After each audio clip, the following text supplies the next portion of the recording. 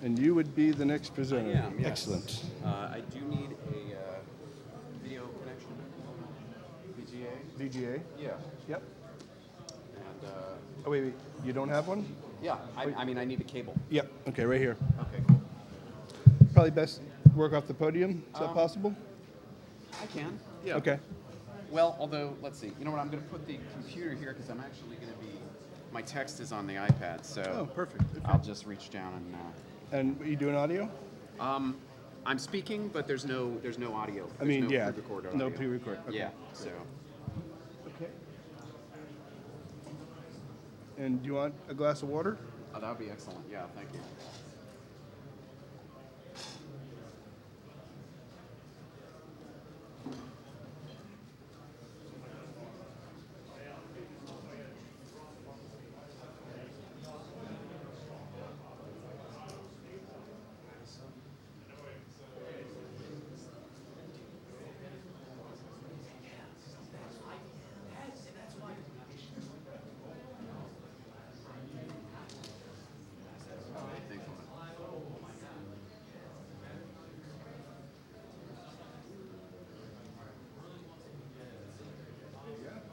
Nice. All right. Good. Secure. And just kind of droops a little bit, so if it does, just move it. Okay. There's your water, and Thank you. there will be no intro, so you can start anytime you want. All right. I'm just wait a few minutes. Yeah, we can help out people. Yeah.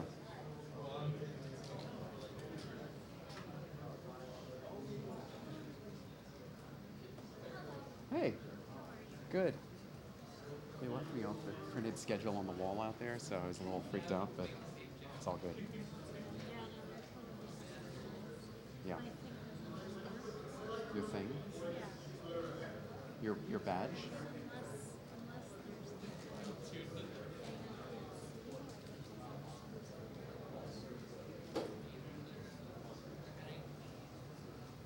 Sort of snaps in.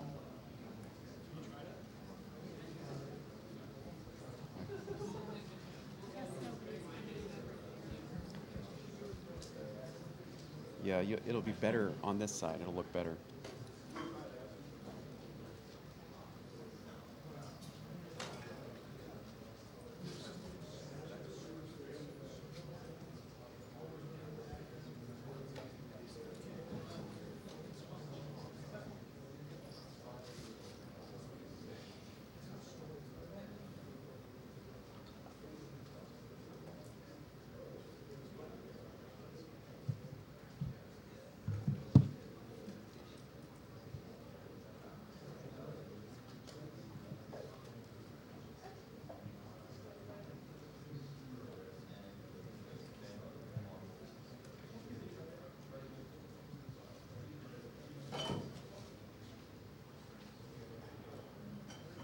All right, so I'll just wait another minute or so. And if you're here for my presentation, you will definitely want to get a pair of 3D glasses.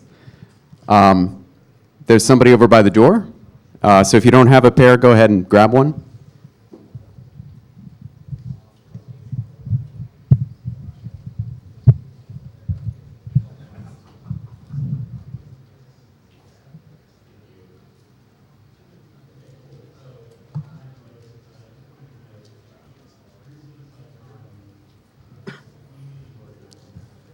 And the view will probably be slightly better on this side of the room because it's there's a lot of slides. So, and the 3D will definitely be better.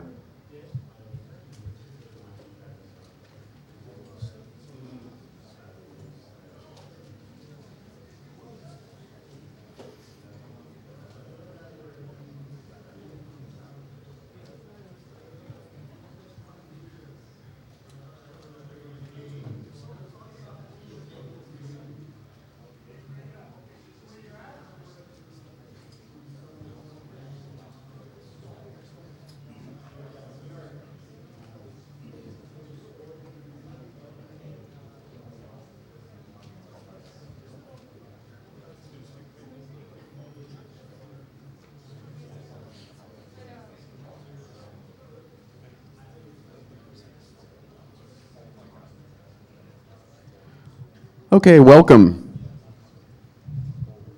Once again, 3D glasses. Gina over by the door has them. Get them while they're hot.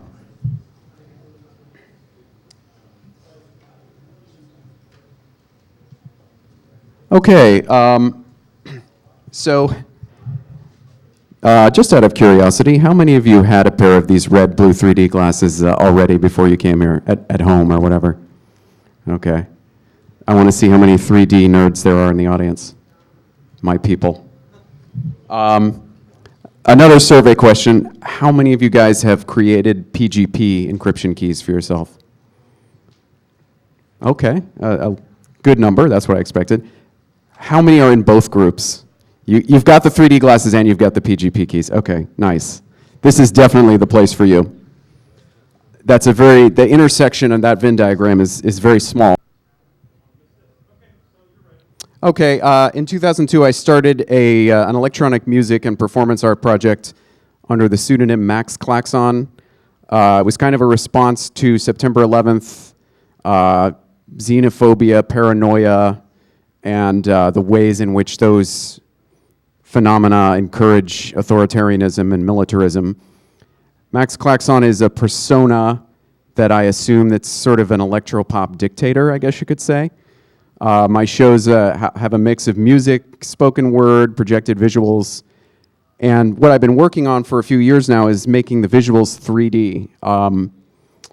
The idea is everybody will get 3D glasses at the show, kind of like Kraftwerk does. Maybe I'll get to perform at Hope 2016. I'm going to put in a pitch for that because I do these satires of the presidential election. But anyway, I'm here to talk mostly about the 3D, obviously. I started experimenting with 3D about 4 years ago. There's a community of artists and photographers and filmmakers doing this. It's kind of the 3D underground. It's very different from what Hollywood does with 3D. And the barriers to entry have gotten very low with digital technology and software.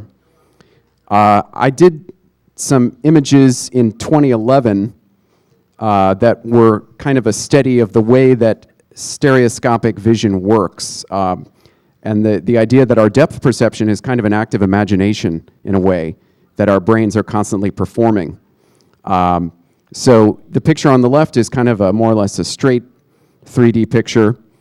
The one on the right is the same picture that's been sort of transformed and deconstructed and scrambled to kind of explicitly highlight the limitations of our depth perception abilities. I did a whole series of these. This one is William Gibson, who I was lucky enough to get to take a 3D picture of. I've done a bunch of other 3D projects. There's a video piece that I did recently, and I'm going to show you a series of images from that. You're not going to see much here, but as I cycle through them, you're going to start to get a feeling of depth, and gradually it resolves. In spite of the blockiness and the low resolution of some of these images, your brain's depth perception abilities are still there, and you're getting something. Now, there are some people in the population, estimates are between 2 and 12%, who are basically stereo blind. They don't have much depth processing ability, so 3D images, artificial 3D images like this are not going to do much for you if you're one of those people. And you probably know that already because you've probably gone to a 3D movie and just been annoyed. You're one of those people, and I feel for you. But anyway, it's this principle here of information transmission, signal versus noise, is something that really intrigued me. But let me jump forward a little bit and talk about what the motivation for this project was. I'm sure you guys, if you're here, you've been paying attention, and I don't have to talk a lot about this, but 2 observations. A lot of this bulk surveillance that's going on, I think, happens just because they can. It's very easy. Back when we were sending paper letters, you would have to steam an envelope open, and read the letter and put it back in there if you wanted to secretly check it out. But now it's extremely easy. So I think there's obviously political and legal things that need to happen, but also technologically, if we just make it hard again to read our mail, they're going to have to work for it and not take it for granted that they can just vacuum it all up. So the more people become empowered to understand how to use encryption, I think the better off we are. And part of the motivation of this project was to kind of evangelize a little bit about that.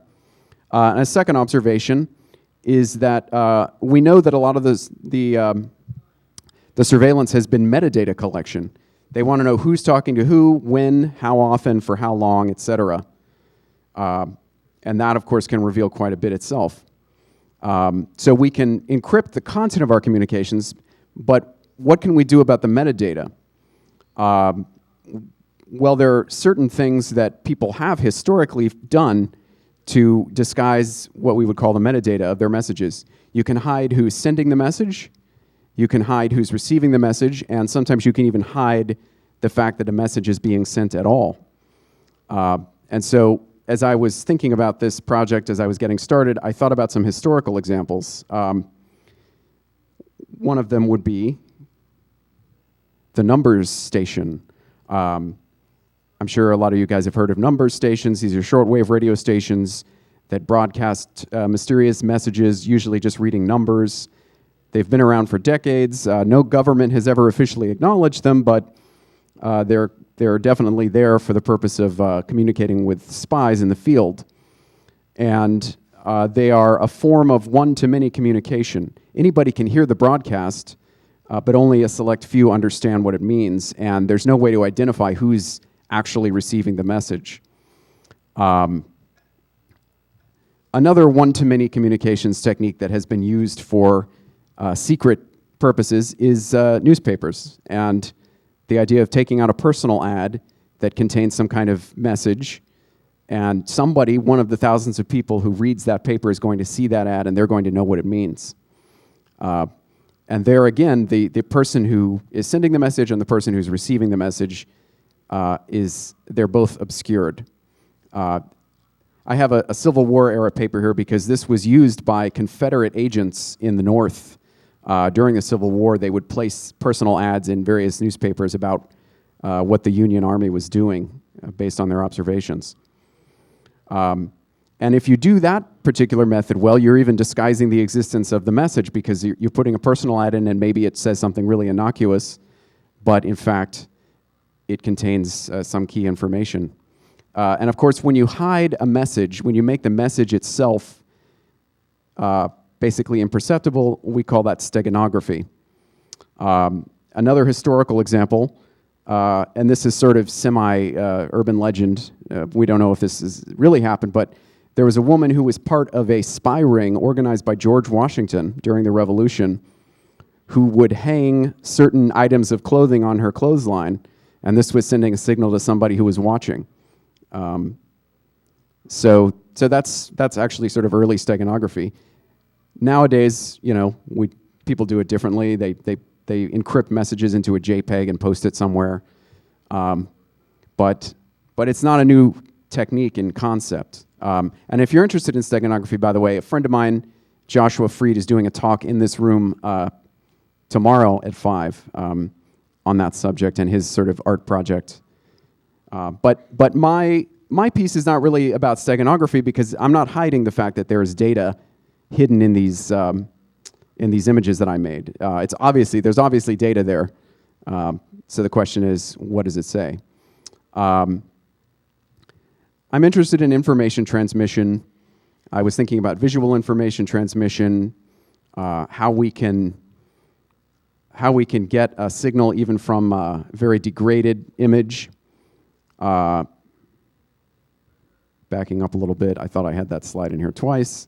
But I think these images are fascinating because of how they both conceal and reveal information, and they show the things that our brains are doing. We have these pattern recognition circuits, basically, and we have depth perception circuits that are making sense out of these images and getting a lot out of it, even though there's not a lot there.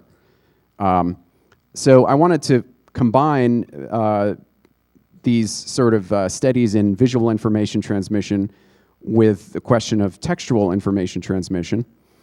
And I wanted a snappy title. And so what I came up with is a quote from 1 Corinthians chapter 13, per speculum in Ænigmate, which is Latin for through a glass darkly. You might have heard this passage. It gets read at weddings a lot. I was interested in sort of taking it out of context and using it, especially that last verse, because of the way it talks about perception. For now we see through a glass darkly, but then face to face. Now I know in part, but then I shall know even as I am known.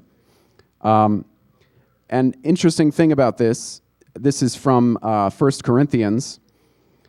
That verse, through a glass darkly, we sort of think of it as like looking through a dirty window or something.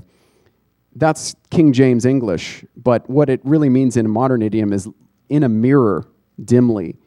And Corinth, the city of Corinth, to whom this book of the Bible was written as a letter, was famous in the ancient world for producing mirrors. They produced bronze mirrors, highly polished pieces of metal, and the people of Corinth would understand, seeing something in a glass, in a mirror dimly, was imperfect, because compared to a modern mirror, these were the best mirrors you could get, but they were still very imperfect. The image was fuzzy and dim. So metaphorically, that has a resonance. And also, when you put something in Latin, it's just kind of cooler. So it has a ring to it. And it has these sort of connotations of, something speculative and enigmatic. And I got the chance to use that cool AE ligature there at the beginning, which is really cool. Okay, so what are the different technologies that I use to put this project together? Obviously, if you've read any of the blurbs about this, I'm using PGP encryption, which is not what this slide shows. This is symmetric key encryption. This is the kind of old school encryption that's been used by people for thousands of years. You have a key, you encrypt your message with that key, and the person receiving the message has the same key, and they decrypt it. And as long as both people have the same key and the adversary does not get the key, it works fine.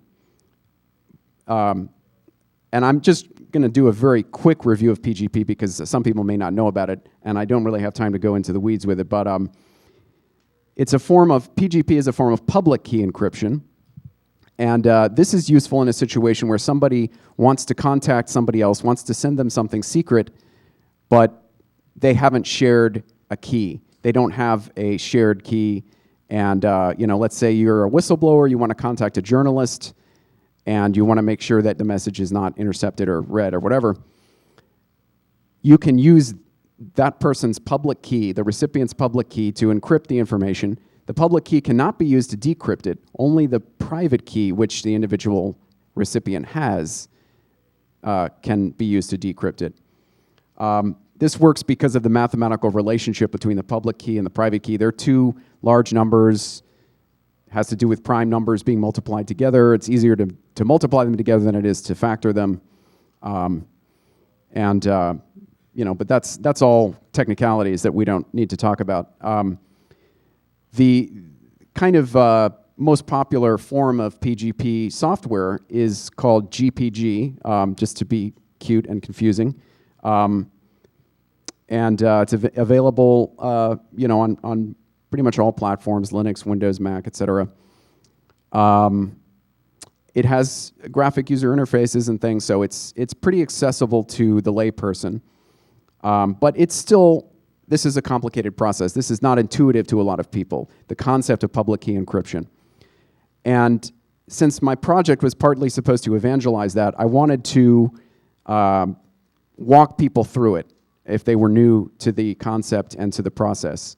So On the project website, which is a Tumblr that has all the images and some other information, I actually put together a series of very simple step-by-step instructions for Windows and Mac users to install the software, create encryption keys, import somebody else's public key if you want to send them a message, encrypt the text with their public key, and then how to decrypt text that's been sent to you. I wanted to, as I say, I wanted to make this accessible to people. I wanted to spread awareness, and so I used screenshots and everything, and one particular workflow, it's not the only way to do it, but it's very simple, and you can use it pretty much without installing any other software. So that covers the PGP side of the equation. Then I needed to visually encode this information if I was going to be creating images, and so I turned to the good old QR code. QR codes go back to about 20 years, and basically just another kind of barcode that contains more information. At some point, advertisers got the idea that we would all really enjoy pulling out our smartphones, opening up an app, scanning an ad with a QR code in it, and then being directed to the company's website. Other companies realized that you could just put company.com on the ad, and that would work just as well. But the QR code is kind of looks cool, and it is kind of fun the first few times. And in this context, because it's visual encoding, it was really perfect for what I was going to do. And in my research, I found that there were other artists who've been playing around with QR codes.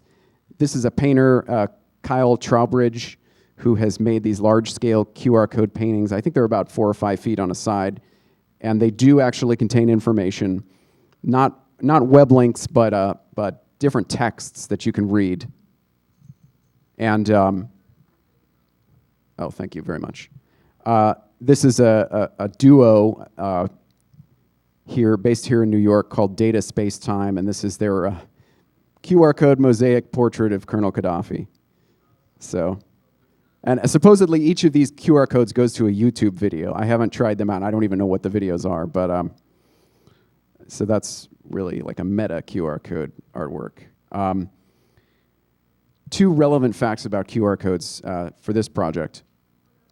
There's a maximum size. You cannot make a QR code that is more than 177 squares on a side. That's the maximum resolution under the specification. And you would not be able to create one or read one with the available software. You can make them smaller, of course, as well. The other interesting fact that I want to bring up is that QR codes have an error correction capacity. And when you're generating a QR code, you can choose how much error correction to put into it. And of course, the more error correction you have, the more redundancy you have, the bigger the code is for the same amount of information. But interesting side effect of that is that you can actually alter the code. You can obscure parts of it or change parts of it creatively, and it won't affect the information transmission if you have a high enough error correction rate. So this is a cool altered QR code. I found this on the website of a site called hackaday.com, and this is their logo, which they just made out of pixels and put right into the middle of the QR code, and it still scans exactly as it should because they have enough error correction. So that opened up an interesting capacity artistically. But I wasn't just interested in putting QR codes online, even if they had little pictures inside them. There's a limit to what you can do with that.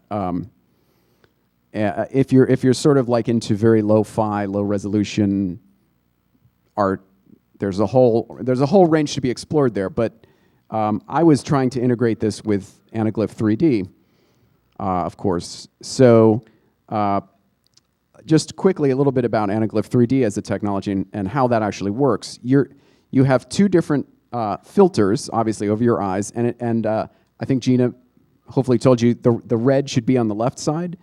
Otherwise, you're going to get this weird stereo inversion effect. So the red should be over the left eye. The images are created for that calibration, and the blue should be over the right eye. And this is a cathedral in New Orleans that I photographed a few years ago. And when you're looking at a good anaglyph image, what's happening is the red layer of the image is only going to your left eye, and the cyan layer should only be going to your right eye. So you're getting an exclusive image in each eye, and your brain does the rest. Of course, the image has to be put together well and encoded well. But if I've done my work, then you should be, your brain and your eyes should be able to do the rest if you're not stereo blind to some degree. This is my friend Tamara, who is actually involved in Hope. I think she's performing tonight, actually, in the musical showcase. Anaglyph is an old technology. It goes back actually to the 1850s, which basically makes it as old as photography. It does have certain limitations. Obviously, color distortion is the biggest one. My solution to that is just to make my images monochrome. Basically, when you're looking at one of these photos, it's kind of like black and white 3D, effectively. And I like the way that looks. It just has an interesting quality. So I've done quite a few portraits, and the great thing about anaglyph is that it's very easy to reproduce as a form of 3D. Basically, any LCD display, like this is an LCD-based projector, or a computer monitor, a tablet, a phone, if it's LCD, you will get the right color rendering to make this work. Now, there are other kinds of displays, like an old CRT monitor does not do anaglyph well. A DLP-based video projector does not do anaglyph well. But LCD is great. And there's a lot of anaglyph content on the web, and I invite you guys to keep the glasses, and I'm going to put up the URLs of some of my stuff at the end, but there's a lot of stuff out there. If you just Google anaglyph 3D, you'll get tons and tons of interesting stuff to look at. ANAGLYPH.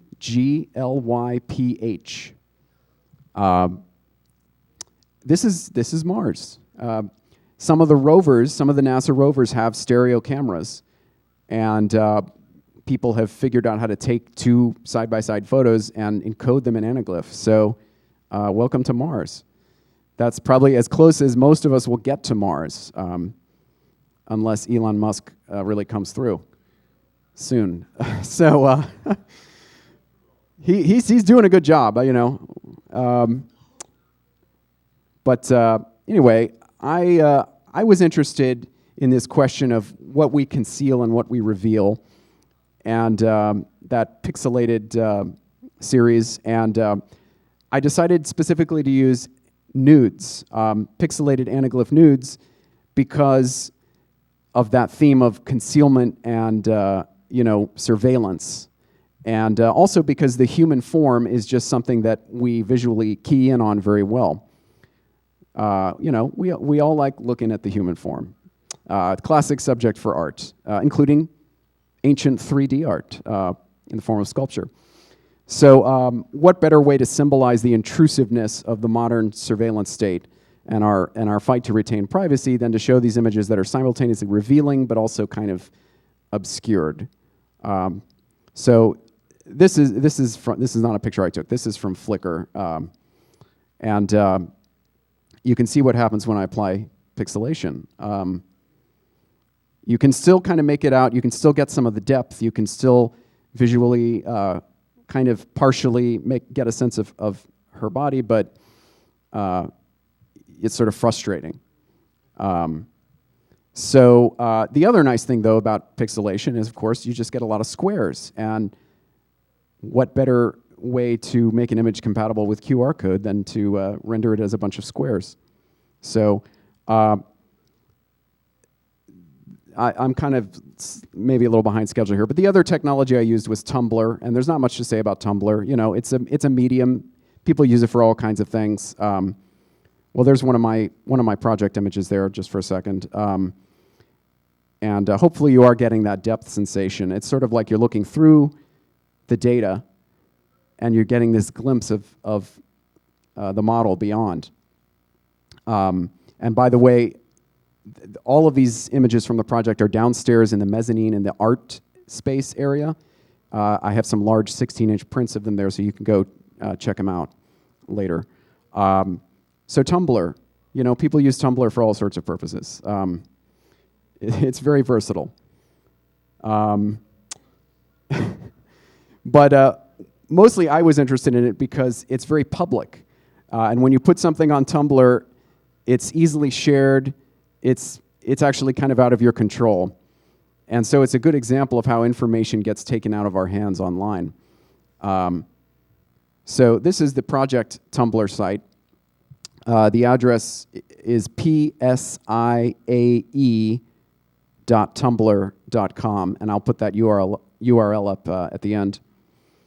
It's got all the images, it's got some sort of background explanation, and it's got the PGP encryption instructions, and some other information, particularly if you can read the headers across the top there. The second link is participants, and that was a key part of this. I wanted to recruit some people who were game to send some encrypted messages to each other with me as the intermediary, not being able to read the messages, but I would be part of the transmission system.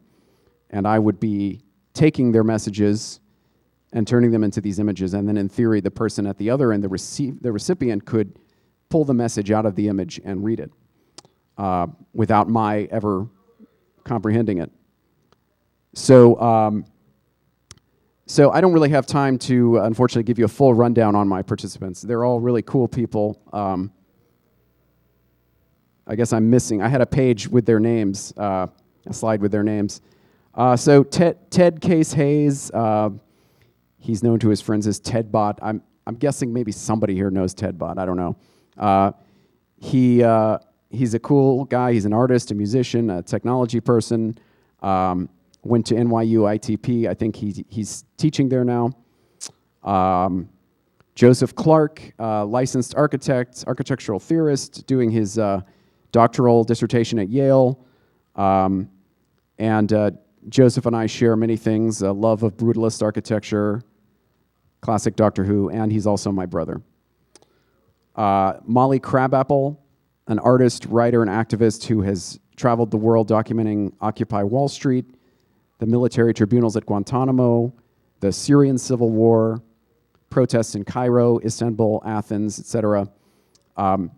I met her at her art opening a couple of years ago where she was showing some really amazing paintings. And she also had the porn star Stoya sitting in a bathtub full of fake money wearing a Marie Antoinette wig. It's just kind of as atmosphere. So that was pretty entertaining. And Molly, I have to give her props. She was the only person that I invited to be part of this who had already set up the PGP encryption. So that was great. Michael Lee, a painter friend of mine who is very talented. And I look at painters, as somebody who does digital art, I look at painters as people that I can learn from because digital images are so easy to create, so disposable. I saw a statistic a while back that half of all photographs ever taken had been taken in the previous 12 months, which is crazy, and I'm sure that that probably is still true today. So painters are people who do sort of like slow art as opposed to fast art, kind of like slow food versus fast food. And I think there's a lot to be learned from that and from that tradition that they're carrying on. Couple more participants. Maud Newton, writer, literary critic. She wrote the cover story of the June issue of Harper's Magazine on America's ancestry craze. She's working on a book on that subject for Random House. She's had a weekly mini column in the New York Times Sunday Magazine for a while. She's written for the New York Times, Washington Post, lots of other publications. Very smart and sort of has a wide range of interests. I met Maud actually when we were both 14 in 9th grade, and I had a huge crush on her. Years later, I found out she had also had a crush on me, and so eventually we did something about it, and we've been married now for 16 years. So And finally, Tamara Yadao. I showed you a picture of her, a portrait of her earlier. She's an electronic musician and experimental artist. She's performed and lectured all over the place, including at a previous edition of Hope. She writes music for the Game Boy under the name Corset Lore, and I'm pretty sure she's performing tonight as part of the Chiptune showcase. Definitely worth checking out. So the point is, this is a diverse group. It's people from different backgrounds. They're not all technology people. They're smart people. They're motivated. They're politically aware, but they're not coming at this with necessarily a big base of knowledge about how to use these technologies. So it was the perfect group for me to, try to kind of have as guinea pigs to see if my instructions were actually any good. Now, there was, of course, one more person I needed, and that was the model. New York is not a hard place to find an artist model, but in any case, I talked to the model that I recruited about the concept. She was very on board with it, including the political dimension, and we agreed that in keeping with the overall theme of privacy, she would remain permanently anonymous. This is as much as you're going to get to see of her. But I think the images are interesting because of the kind of obscurity. We did 2 photo shoots. I tried to keep the images very simple. The compositions are simple because anything more complicated than that would just be confusing to look at with all the kind of schmutz on top of it. These are the cameras I used. Sony Alpha NEX5Ns. I have them on a crossbar. I have an infrared remote that triggers both of the shutters, and you might see me walking around with these later this weekend. I don't have them today, but I take a lot of pictures with them. There are a lot of problems that you can run into taking 3D photos. There are things you can do with 2D. You can take a composition in 2D that looks great, but in 3D it looks terrible. Probably the biggest pitfall is too much stereo divergence, either in the foreground or the background. So, for example, if you put your finger out at arm's length and look at it, it's not too hard for you to make both of your eyes converge on your finger. Of course, the background then diverges, but it's not too hard to go back and forth between those things. But if you put your finger right here and look at it, you really can't bring those images together. And that's what happens if you get your 3D cameras too close to something. The images just don't gel, basically, later on in post-processing. And speaking of post-processing, I'm just going to quickly tell you how I do it. I get a pair of images from the 2 cameras. I bring them into Photoshop, I align them, and you'll notice there's a little bit of sort of fringing around the edges. The top layer is 50% transparent. But I align them based on my experience, to get it looking the way I want it to look. And then I take it into, I export them as separate JPEGs, and I take them into a program called Stereo Photo Maker, which is actually a freeware program. And that's where they get composited into an anaglyph.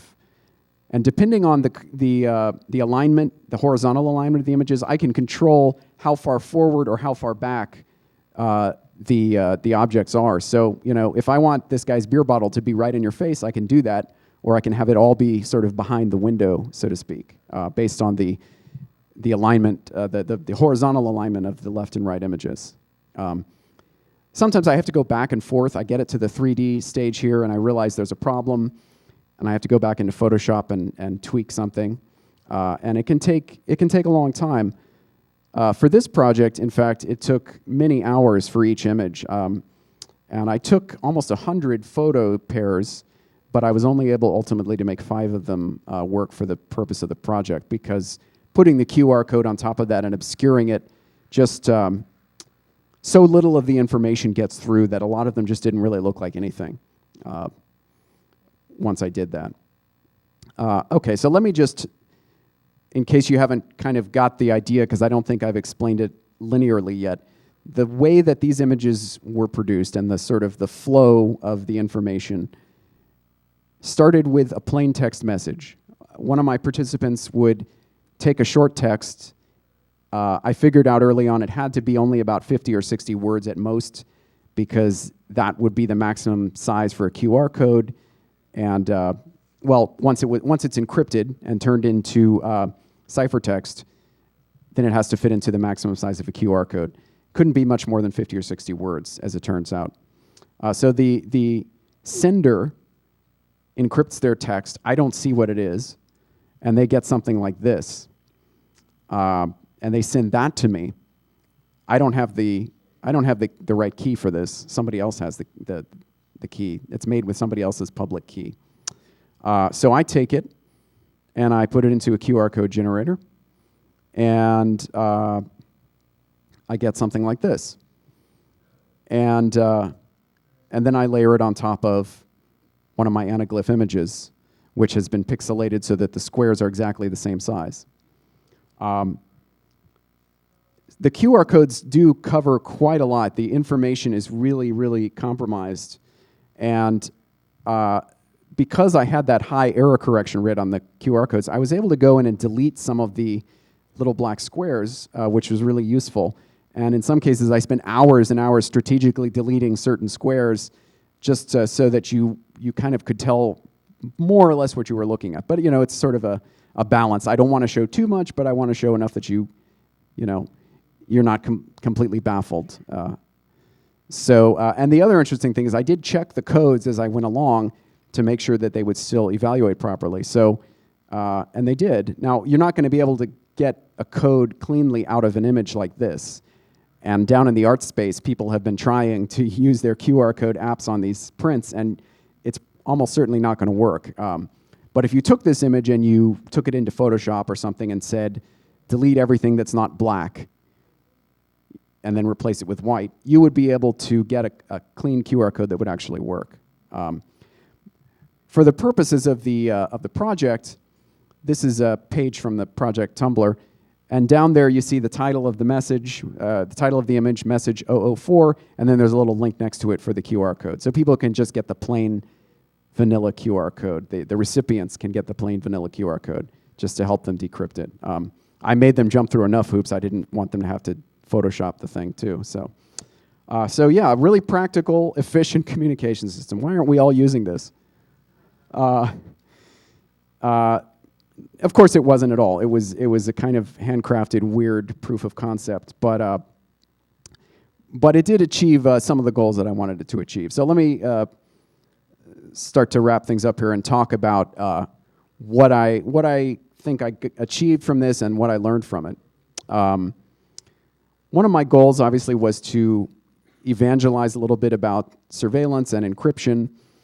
And so I was hoping that the images would get shared on Tumblr and pique people's curiosity, and they would come and check it out. So once again, I think I'm missing one of my slides, but oh no, this is part of the QR code decryption process. Yes, this is what the message recipient would use. They'd go to one of these sites, and they would get the encrypted text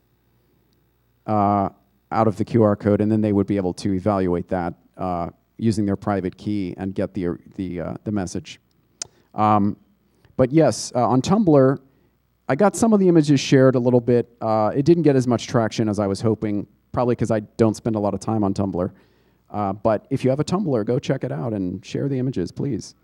It did get shared by the Tumblr of an art website called Hyperallergic, so that was cool.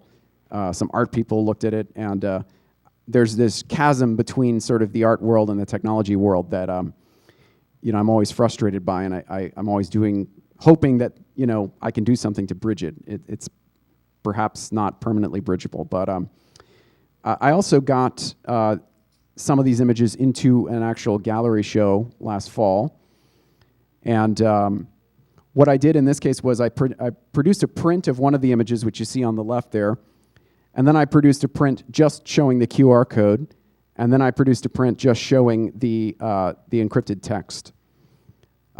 So it was sort of a triptych, giving a sense of the information transmission flow. I also promised the participants that they would all get a print from the series. So I did have to work on, and it took quite a while to get them printed because there are a lot of adjustments that had to be made. For one thing, these anaglyph images tend to need to be lightened. They look better on a screen, and when you're printing them, there's not that backlighting, so you have to kind of brighten them up. And I found that the QR code issue somehow generated more problems in the print images than I expected. Sometimes what looked good on screen looked weird in print, and so I had to go in and tweak the codes a little bit more. But it worked out in the end. So as far as sort of broader things that I learned that encryption is still kind of complicated. It's not as easy to use as it could be, or I think should be. I was actually kind of a newbie to PGP, and so setting up the instructions and the tutorials was useful to me because it reinforced my learning. And the participants, I did have to kind of ride herd on them a little bit to go through the process, and that's not a criticism of them. It's not a reflection on them. It's a reflection on the fact that this is complicated for the layperson to understand and to execute. And so it's not as accessible as it could be. I know there are people working on this. Increasingly, there are webmail plugins and other things that make it easier to use, but I think we still have some ways to go. And of course, the other big takeaway that I got from this is this is not scalable. We're not going to be switching to this system of communication tomorrow. But it was a fun experiment. It was a way of trying to kind of roll up a lot of different technologies and get some interesting aesthetic effects from it, as well as communicate my concerns.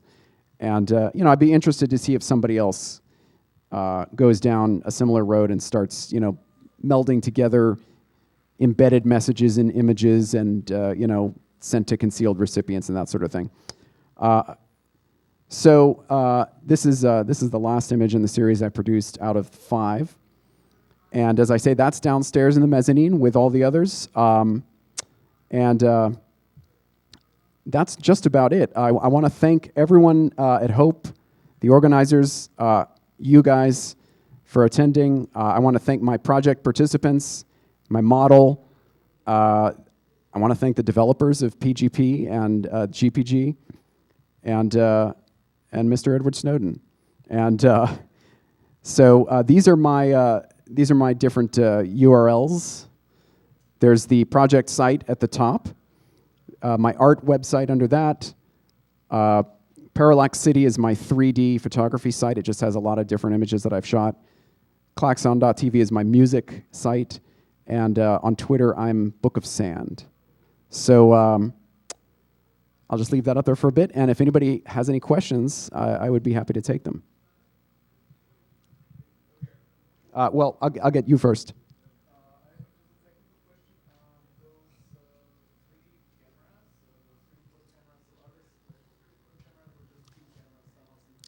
Yeah, it's just 2 cameras. Any 2 cameras will work as long as they're triggered at the same time. I have an infrared remote, which is it's made for 1 camera, but it works just as well for 2 if you hold it in the right place. Somebody? Yeah. Oh, it's called Stereo Photo Maker. It's a great little program, very lightweight, and it's free. Yeah. Anybody else?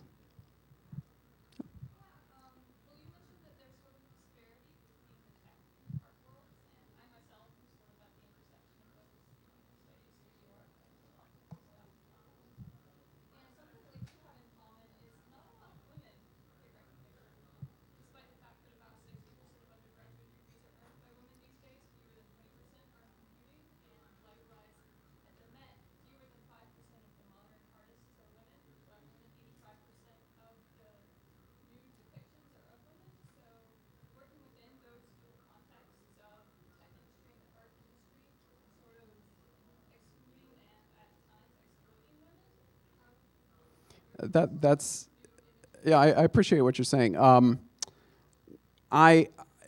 obviously the female nude is sort of a traditional art subject, but that doesn't mean it's not open to interrogation as whether that, whether it should be so heavily featured.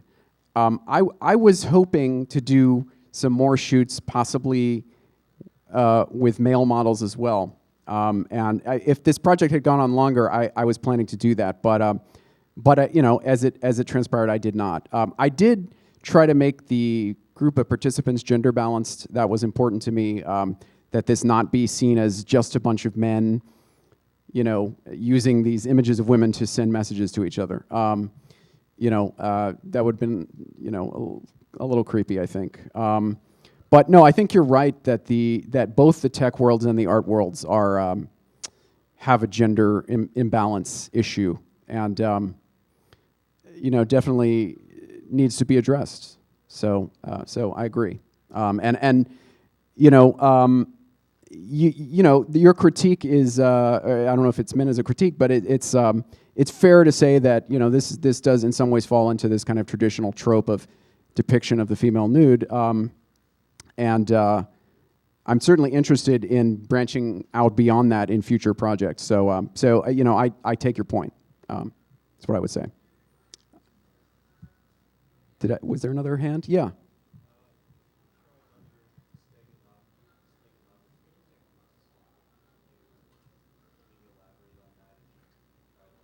I haven't.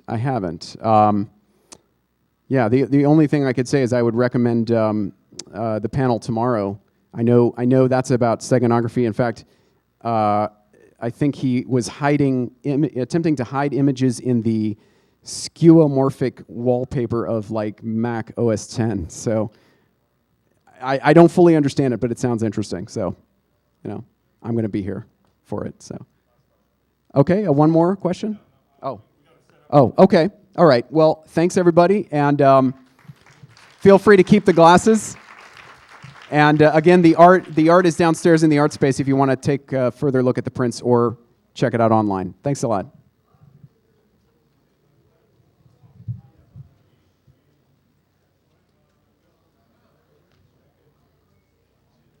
Excellent. All right, thank you. Thank you.